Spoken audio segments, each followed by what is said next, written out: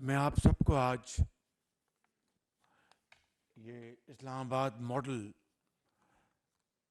Special zone کے اس foundation lying ceremony پر دل کی گہرائیوں سے مبارکباد پیش کرتا ہوں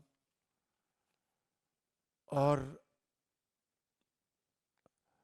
افسوس کے ساتھ کہنا چاہتا ہوں کہ ایک ایسا منصوبہ جو کئی سال پہلے یہاں پر معرض وجود میں آ جانا چاہیے تھا، اس کو کم از کم 5 سال کی تاخیر سے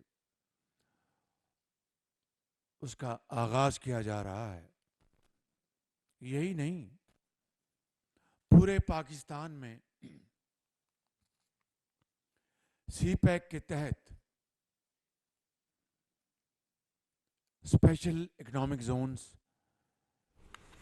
کا اجرا ہونا تھا، جس طرح ابھی چند دن پہلے دھابی جی میں کراچی میں ہوا۔ یہ کئی سال پہلے ہونا چاہیے تھا۔ رشاکائی جو کہ کے پی میں مکمل ہوا چاہتا ہے، انتہائی سست رفتاری سے اس کو مکمل کیا گیا، اور پنجاب میں ڈیزائن تقریباً علاقے ایر مارک کر لیے گئے بلوچستان میں، لیکن بدقسمتی سے اس دور میں یا تو نواز شریف کی جو کاوش تھی سی پیک کے تحت جو ایک منصوبوں کا آغاز کیا گیا، جس کی تفصیل میں جانے کی ضرورت نہیں، اسی سے اندازہ لگا لیں کہ $30 ارب کی تقریباً 2015 سے لے کے 18 تک 19 تک سرمایہ کاری کی گئی۔ بجلی کے منصوبے، اورنج لائن، سڑکوں کا جال، آبی منصوبے، ہائیڈل پاور پروجیکٹ، کوئلے سے چلنے والے بجلی کے منصوبے۔ اس کے بعد سی پیک نہ صرف اس کو جامد کر دیا گیا، بلکہ چین کی اس کمال مہربانی پاکستان کے ساتھ جو اس کا ایک تعلق ہے، اس کی نفی کرنے کی کوشش کی گئی، بلکہ تعلقات میں ایک بہت بڑا تعطل پیدا ہو گیا۔ بات یہیں ختم نہیں ہوتی، تعلقات کو بگاڑنے میں ایک کانشس ایک ایفرٹ کی گئی۔ یہ ہے وہ صورتحال جس کی بنا پر سی پیک کے تحت لگنے والے اسپیشل اکنامک زونز تعطل کا شکار ہو گئے۔ حالانکہ جس طرح یہاں پہ جو ہمارے وزیر جوان سال صنعت کاری کے وزیر جو ہیں وہ بتا رہے تھے آپ کو کہ تھائی لینڈ میں انہوں نے کیا ان کو بتایا، چائنا کی جو لیبر ہے اب وہ بہت مہنگی ہو چکی ہے۔ چائنا کی جو انڈسٹریل جو ان کی جو پروگرس ہے، اس کا تقاضا یہ ہے کہ وہ اب ہائی ٹیک کی طرف چلے گئے۔ ٹیکسٹائل انڈسٹری کو انہوں نے آہستہ آہستہ خیر بات کہنا شروع کر دیا، اور یہ ایک زرعی موقع تھا پاکستان کے لیے کہ ہم چینی ٹیکسٹائل کی ٹیکنالوجی، ان کی ایکسپرٹیز اور جوائنٹ وینچرز یہاں پر پاکستانی سرمایہ کاروں کے ساتھ مل کر جوائنٹ وینچرز یہاں پر لگاتے، اور چینی ٹیکنالوجی اور چینی اچھی کوالٹی کی سیکنڈ ہینڈ مشینری یہاں پر لے آتے، اور اس طرح پاکستان جوائنٹ وینچرز کے ذریعے باہر ٹیکسٹائل کی مصنوعات ایکسپورٹ کرتا، جس سے ہماری ایکسپورٹ میں نہ صرف خاطر خواہ اضافہ ہوتا بلکہ ہماری پروڈکشن، امپلائمنٹ اور یہ تمام ہمارے جو ریونیوز یہ جنریٹ ہوتے. لیکن بدقسمتی سے وہ ساری ایفرٹ کو خیر بات کہہ دیا گیا اور پوری توانائی اور فوکس وہ گالی گلوچ اور چور ڈاکو پہ وہ مرکوز ہو گیا. تو آج پچھلے 1 سال بعد جو 14-15 مہینے ہمارے جو گزرے ہیں وہ فائر فائٹنگ میں گزرے. آپ اس کو اچھی طرح جانتے ہیں. جو تباہ کن جو سیلاب آئے پچھلے سال، اس نے پورے ملک میں تباہی مچا دی. ابھی چند دن پہلے ہم زراعت کے سمپوزیم میں تھے، تو وہاں پر سندھ کے جو ہمارے کسان، انہوں نے کہا کہ ہماری کھجور کی فصل مکمل تباہ ہو گئی. اور اس طرح اور بھی وہاں پر ہزاروں ایکڑ زمین پر وہاں پر پانی سمندر کی طرح وہاں پر چل رہا تھا. یہی حال بلوچستان کا تھا، کم و بیش یہی حال کے پی میں تھا، کچھ جنوبی پنجاب میں.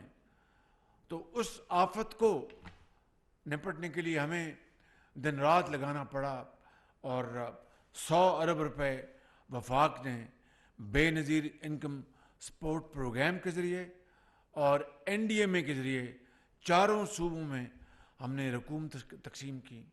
صوبوں نے اپنے وسائل سے اربوں روپے خرچ کیے. باہر سے بڑی امداد آئی دوست ممالک سے اور دوسرے ممالک سے.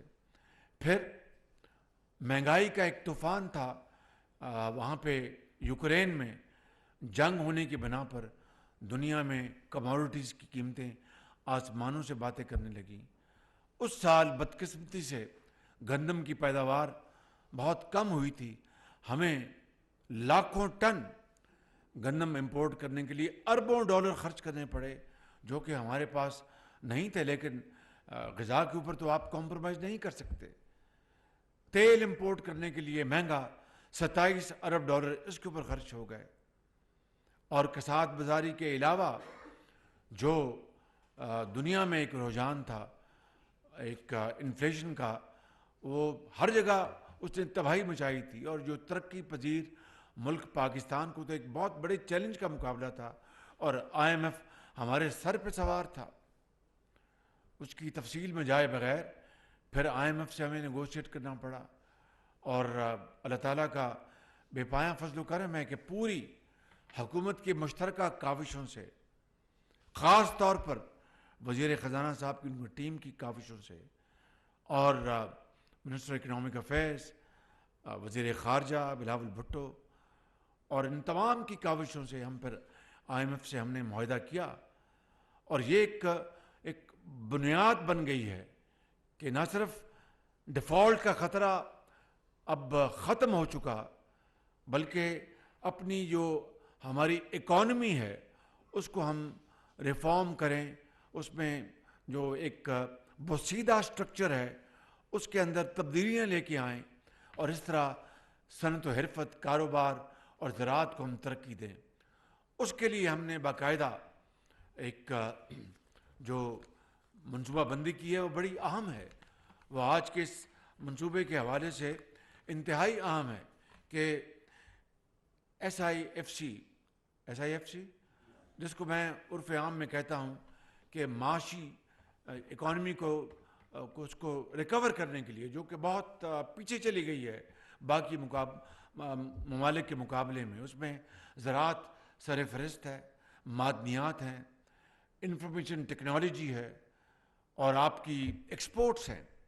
اب اس کو ترقی دینے کے لیے ہمیں IMF کے ساتھ یہ معاہدہ کرنا پڑنا تھا. اس کے بغیر ڈالر کا ہوتا، روپیہ کا ہوتا. وہ ایک ایسی داستان ہے کہ وہ اگر آپ اپنے ذہن میں لائیں تو خوف آتا ہے.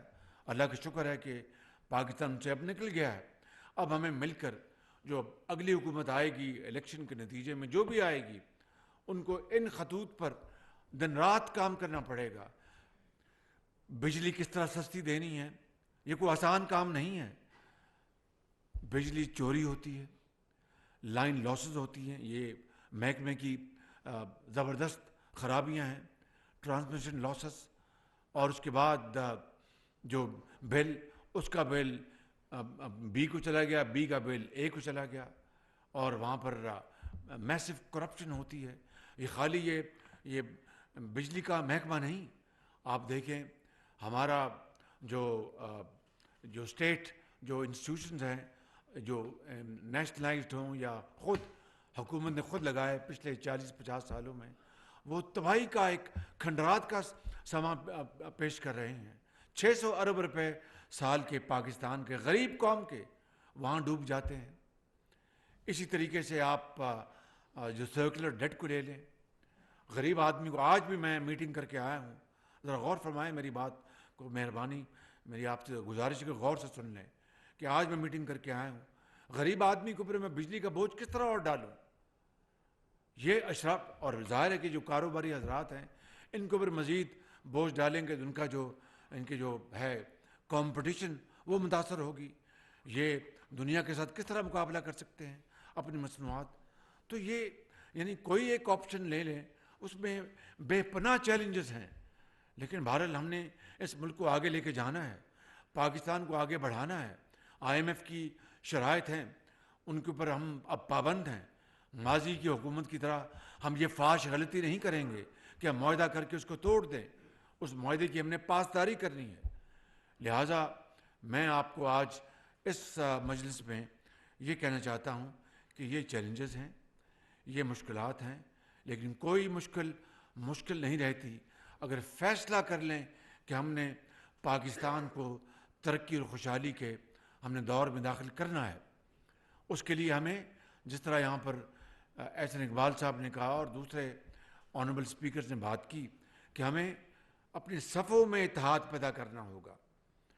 اور چارٹر آف اکانومی، آج بھی میں یہ کہتا ہوں کہ چارٹر آف اکانومی کے اوپر پوری قوم متحد ہو جائے. کوئی حکومت آئے وہ اس کو نہ چھیڑ سکے، اس کے اوپر تمام حکومتیں عمل پیرا ہوں. ہاں جہاں پر کوئی ریفارم کی ضرورت ہے وہ کر لیں، لیکن ملک کے بہترین مفاد میں، 22 کروڑ عوام کے مفاد میں. آج دیکھیں کہ بنگلہ دیش میں تو پٹسن ہوتی ہے، وہاں پر تو کاٹن نہیں ہوتی. وہ 100% کاٹن امپورٹ کرتا ہے، اور اس کی 40 ارب ڈالر کی اس کی ایکسپورٹس ہیں صرف کاٹن کی مد میں. اور ہماری جو ٹوٹل ایکسپورٹس ہیں وہ 26-27 بلین ڈالر ہے. یعنی ایک ڈوب مرنے کا مقام ہے ہم سب کے لیے. مگر قومیں وہی زندہ رہتی ہیں جو کہ اپنی ماضی کی غلطیوں سے سبق حاصل کر کے یہ مصمم ارادہ کر لیں کہ ہم کوئی مشکل کو سامنے نہیں رہنے دیں گے اور دن رات محنت کر کے ہم تمام منزلیں عبور کریں گے. تو میں سمجھتا ہوں کہ یہ وہ مرحلہ آ گیا ہے. IMF کے ساتھ ہمارا معاہدہ ہو چکا، انشاءاللہ ڈیفالٹ کا خطرہ ختم ہو گیا. پاکستان کے ریزروز الحمدللہ آج 14 ارب ڈالر کے قریب ہیں. ہمیں جن ممالک نے ہماری بے پناہ مدد کی، میں اس کے بارے میں ہر روز تقریباً بات کرتا ہوں، ان کا ہم جتنا بھی شکریہ ادا کریں کم ہے. کہ اللہ کا حکم ہے کہ اگر تم بندے کا شکریہ ادا نہیں کرو گے تو میرا شکریہ تم کہاں سے ادا کرو گے؟ تو ہمیں یہ بات یاد رہنی چاہیے. لیکن قرضوں سے اب ہمیں نکلنا ہوگا. یہ میں اب جن ممالک سے میری بات ہوتی تو میں ان کا شکریہ ادا کرتا ہوں اور ان کہتا ہوں کہ خدا کرے اب ہمیں آپ سے قرضے کے لیے درخواست نہ کرنی پڑے. آپ ہمارے ملک میں آئیں اور انویسٹمنٹ کریں. کاروباری حضرات پاکستانیوں کے ساتھ مل کر، چاہے وہ زراعت ہے، چاہے وہ IT ہے، چاہے وہ انڈسٹری ہے، چاہے وہ ایکسپورٹس ہیں، چاہے وہ معدنیات ہیں، اس میں آئیں، اربوں ڈالر انویسٹ کریں، منافع کمائیں شفاف طریقے سے، اور آپ بھی منافع کمائیں اور پاکستان بھی خوشحال ہو. یہی ہے آج یہ اسلام آباد ماڈل اسپیشل اکنامک زون کا مطلب، کہ یہاں پر اپنا صنعت سازی ہو، انویسٹمنٹس ہوں، پاکستان کے انویسٹرز کی جوائنٹ وینچرز ہوں، چائنا سے، سعودی عربیہ سے، قطر سے، UAE سے، کویت سے، اور پھر پاکستان کو ہم وہاں پہنچا دیں جہاں پر ہمارے جو قرب و جوار میں ممالک ہم سے کہیں آگے نکل گئے ہیں. میں آخر میں آپ سب کا شکریہ ادا کرتا ہوں، اور خاص طور پر منسٹر آف انڈسٹریز کا، منسٹر آف پلاننگ کا، بورڈ آف انویسٹمنٹ کا، وزراء کا، سیکرٹریز کا، اہلکاروں کا، سب کا شکریہ ادا کرتا ہوں اور امید کرتا ہوں کہ یہ اسپیشل اکنامک زون، اور میرے علم میں ہے کہ ماضی میں جو اکنامک زونز ہیں وہ یہ کیا کہتے ہیں ڈیولپمنٹ اسٹیٹس بن گئیں، وہاں پر سٹے بازی شروع ہو گئی اور زمینیں خرید کر ایک دمڑی نہیں لگائی وہاں پر، اور جناب وہاں پر اس کو سیکنڈ مارکیٹ، تھرڈ مارکیٹ میں وہ زمینیں بک رہی ہیں بالکل، اور منافع کما کر جیب میں ڈالے. اگر یہی ہمارے چال اور کرتوت رہے تو پھر میں سمجھتا ہوں کہ اللہ تعالیٰ ہمارے حال پر مہربانی نہیں کرے گا. اگر یہ اسپیشل اکنامک زون اور اس طرح کے پورے پاکستان میں جو زونز بنے ہیں، those are only meant for سرمایہ کاری صرف، نہ کہ جناب وہاں پر آپ جو رینٹل کے جو ٹائکونز آ جائیں اور وہاں پر کاروبار چمکائیں. یہ میرے علم میں ہے، پورے پاکستان میں جو 4-5 سال میں ہوتا رہا، انتہائی میں سمجھتا ہوں کہ تکلیف دہ صورتحال ہے. بھاولپور میں جو ہم نے سولر پاور پروجیکٹ کا منصوبہ بنایا، اس کی زمین جو ہے انویسٹرز کے لیے فری ہے، وہ لیز پر ہے 90 سال کے لیے، اور $1 اس کی جہاں سے کیا ہے $1 اس کی صرف لیز کی قیمت ہے، تاکہ کسی کو کوئی تکلیف نہ ہو. اور اسی طریقے سے یہ جو انڈسٹریل زونز ہے اور اس طرح کے ہمیں لیز پہ دینا چاہیے کاروباری حضرات کو، اور بڑے ٹائٹ وہاں پر ایگریمنٹس ہوں کہ اتنے سال میں اگر آپ صنعت نہیں لگائیں گے تو آپ سے یہ واپس لے لی جائے گی. اگر اس ماڈل پہ اگر ہم چلیں گے، ورنہ آپ اگر زمینوں کی قیمتیں، اگر حکومتیں قیمتیں بڑھا کر، تو کون آ کے سرمایہ کاری کرے گا؟ میں سمجھتا ہوں کہ پورے ملک میں، اور اس کا ایک باقاعدہ پورا اس کا ایک نظام بنے، اور بڑا شفاف نظام ہو، جس کے تحت فرسٹ کم فرسٹ، اور چاہے بیلٹنگ کرائیں یا کچھ کرائیں، اور زمینیں آپ لیز پر دیں ان کاروباری حضرات کو، اور وہ آ کے تاکہ ان کا انیشل جو انویسٹمنٹ جو ہے وہ بچ جائے، وہ مشینری امپورٹ کرنے کے لیے، ٹیکنالوجی امپورٹ کرنے کے لیے اس میں صرف کریں، تاکہ ملک جو ہے وہ تیزی سے آگے رواں دواں ہوں. میں سمجھتا ہوں کہ یہی میری گزارشات آج کی اس میٹنگ کے لیے ہیں.